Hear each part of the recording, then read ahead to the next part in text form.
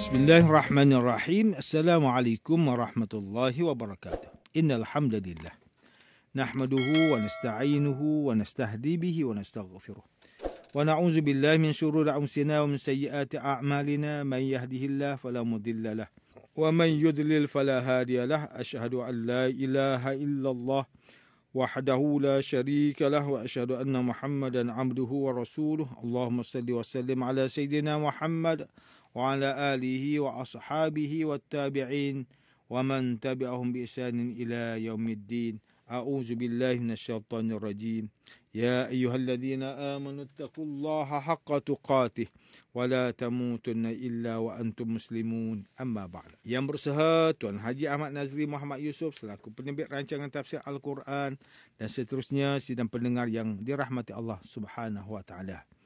Rasulullah sallallahu alaihi wasallam mengajar kepada kita untuk kita menjadi orang yang terbaik. Maka di antaranya orang yang terbaik yang Nabi sallallahu alaihi wasallam beritahu, khairukum man ta'allamal Qur'ana wa 'allamahu. Orang yang terbaik di antara kamu ialah orang yang belajar Al-Quran dan mengajar Al-Quran.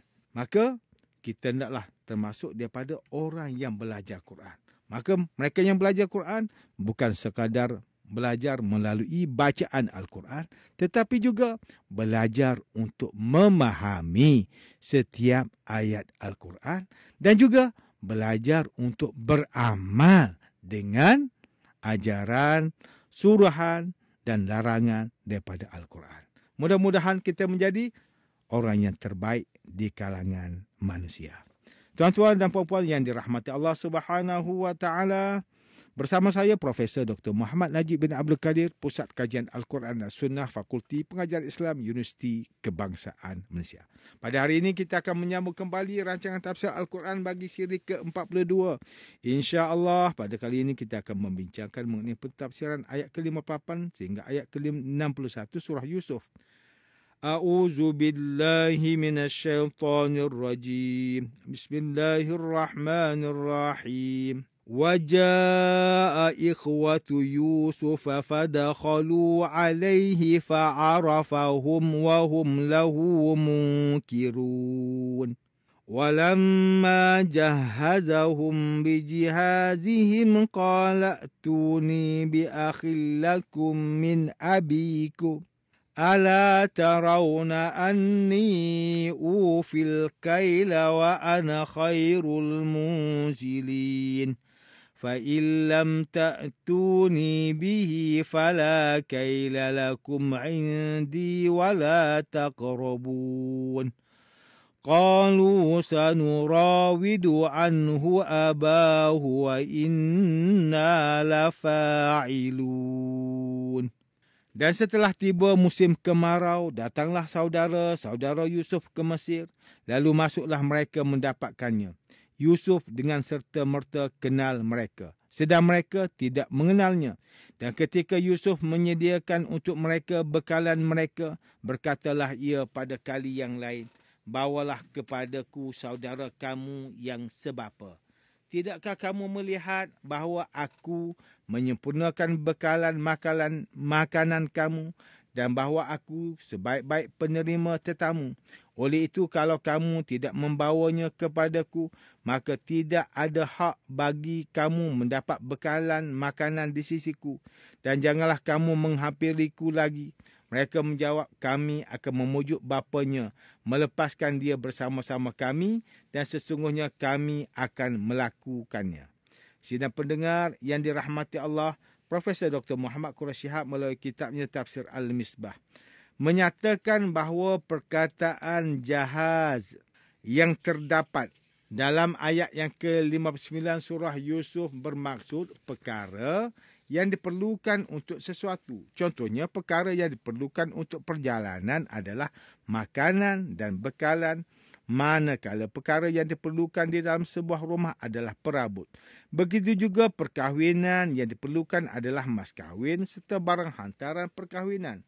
Jawapan saudara-saudara Yusuf mengenai kehadiran Bunyamin memberi isyarat bahawa izin ayah mereka tidaklah mudah untuk didapati. Rupanya cinta ayah kepada Nabi Yusuf telah beralih kepada adiknya itu. Oleh kerana itu, abang-abangnya menyedari bahawa keizinan membawanya menemui penguasa Mesir itu memerlukan usaha yang sungguh-sungguh dari pihak mereka. Sidang pendengar yang dimuliakan, Profesor Dr. Tengku Muhammad Hasbi As-Siddiqi menulis kitabnya Tafsir An-Nur mentafsirkan ayat ke-58 surah Yusuf menceritakan tentang saudara-saudara Nabi Yusuf datang ke Mesir untuk mencari bahan makanan kerana daerah mereka, Kan'an dan negeri Syam sedang dilanda bencana yang tidak dialami oleh negara Mesir. Nabi Yaqub menyuruh kesemua 10 anaknya selain Bunyamin untuk pergi ke Mesir untuk membeli bahan makanan. Pada waktu itu Yusuf telah menjadi menteri yang bertugas membahagi-bahagikan sumber Mesir dan namanya telah masyhur di merata tempat. Setelah tiba di Mesir, mereka menghadap Yusuf untuk meminta agar mereka diizinkan membeli bahan makanan di Mesir. Para tetamu itu tidak mengenal Yusuf kerana sudah sangat lama mereka berpisah dan masing-masing telah berubah rupa akibat usia yang makin lanjut. Mereka sama sekali tidak dapat mengenali bahawa menteri itu adalah Yusuf kerana mereka telah beransur-ansur tua dan kerana melihat Yusuf dalam pakaian kebesaran yang merupakan perkara asing bagi mereka. Tafsiran bagi ayat ke-59 surah Yusuf pula adalah setelah Yusuf menyiapkan bekalan untuk mereka dan masing-masing mendapat sekadar bawaan seekor unta dan apa yang mereka perlukan untuk bekalan mereka dalam perjalanan. Saudara Yusuf juga meminta bahan makanan untuk orang tua mereka. Dan saudara lain yang tidak ikut bersama mereka menghadap Nabi Yusuf. Nabi Yusuf menjawab bahawa dia akan memenuhi permintaan mereka dengan syarat jika mereka bersedia membawa saudara seayah mereka yang tidak datang bersama mereka sekarang. Nabi Yusuf teringin melihatnya untuk menarik hati mereka supaya mereka mahu datang kembali dengan membawa saudaranya yang muda itu. Nabi Yusuf pun berkata, aku akan menyempurnakan timbangan gandum yang dibeli untukmu dan memurahkan harganya. Aku telah melayanimu sebagai tetamu dengan sebaik-baiknya dan aku memberikan kepadamu perbekalan yang cukup selama dalam perjalanan, selain gandum yang kamu beli. Kemudian Profesor Dr. Tengku Muhammad Hasbi As-Siddiqi lagi, tafsiran untuk ayat ke-60 dan 61 surah Yusuf adalah, Nabi Yusuf berkata kepada mereka bahawa kalau mereka tidak membawa saudara mereka itu, ketika kedatangan mereka kali kedua, Nabi Yusuf tidak akan memberi lagi makanan kepada mereka. Bukan sahaja makanan tambahan tidak akan diberi, malah makanan yang mereka minta pun tidak akan diagihkan kepada mereka oleh Nabi Yusuf. Saudara-saudara Nabi Yusuf menjawab bahawa mereka akan berusaha semampu boleh untuk memujuk ayah mereka membenarkan saudara muda itu turut sama datang ke Mesir. Tetapi ini bukan tugas yang mudah kerana ayah mereka amat susah untuk lepaskan anaknya yang paling muda itu sejak saudara seibu sebapanya iaitu Nabi Yusuf telah meninggal dunia. Manakala Ustaz Salahuddin Abdullah dan Ustaz Omar Khalid melalui kitab mereka Tafsir Mubin mentafsirkan ayat ke-58 sehingga ayat ke-61 surah Yusuf bahawa ketika datangnya musim kemarau, maka datanglah saudara-saudara Nabi Yusuf menghadap kepadanya untuk meminta bantuan kepadanya. Ketika mereka masuk menghadap Nabi Yusuf, baginda mengenali mereka, tetapi mereka tidak mengenalinya kerana sudah lama berpisah dan Nabi Yusuf dalam pakaian kebesaran yang asing pada mereka. Mereka datang ke Mesir untuk meminta bekalan makanan bagi mengelakkan kelaparan ketika menghadapi kemarau. Di samping itu juga untuk membeli makanan yang telah disimpan oleh Nabi Yusuf sebagaimana menteri hasil negeri. Setelah mereka menghadap Nabi Yusuf, baginda pun bertanya kepada mereka, apakah sebab yang mendorong tuan-tuan datang ke negeri saya? Mereka jawab, untuk membeli makanan. Nabi Yusuf bertanya lagi, mungkinkah tuan-tuan ini pengintip dari pihak musuh kami? Mereka menjawab, tidak. Semoga kami dijauhkan dari perkara seperti itu. Lalu mereka juga memberitahu bahawa mereka berasal dari Kan'an. Ayah mereka adalah Nabi Yaqub, seorang Nabi utusan Allah. Nabi Yusuf bertanya, adakah terdapat lagi saudara mereka yang tidak mengikuti rombongan mereka? Mereka mengakui bahawa ada lagi yang tidak turut bersama kerana asalnya mereka berjumlah 10 orang. Tetapi seorang telah meninggal dunia dan itulah anak yang paling dicintai oleh ayah mereka. Maka berbakilah seorang lagi yang menjadi penghibur hati ayah mereka. Nabi Yusuf menyuruh pengawalnya menyediakan tempat yang selesa dan layak pelayanan yang mesra untuk mereka semua. Nabi Yusuf menyuruh mereka membawa saudara mereka yang ditinggalkan pada masa akan datang. Jikalau mereka tidak membawanya, janganlah mereka berharap untuk mendapat bantuan dari beliau lagi. Menurut Abu Hayyan, jelaslah tindakan ini merupakan wahyu dari Allah, kerana jikalau bukan kerana wahyu, sudah tentu Nabi Yusuf akan terus memperkenalkan diri beliau dan meminta dibawa datang ayahnya pada masa akan datang. Manakala Profesor Dr. Haji Abdul Malik bin Abdul Karim Amrullah atau lebih dikenali sebagai Hamka melalui kitabnya Tafsir Al-Azhar ketika mentafsirkan ayat ke-58 sehingga ayat ke-61 surah Yusuf mengatakan bahawa telah terjadi kemarau selama 7 tahun seperti yang Nabi Yusuf katakan ketika dia menafsir mimpi raja.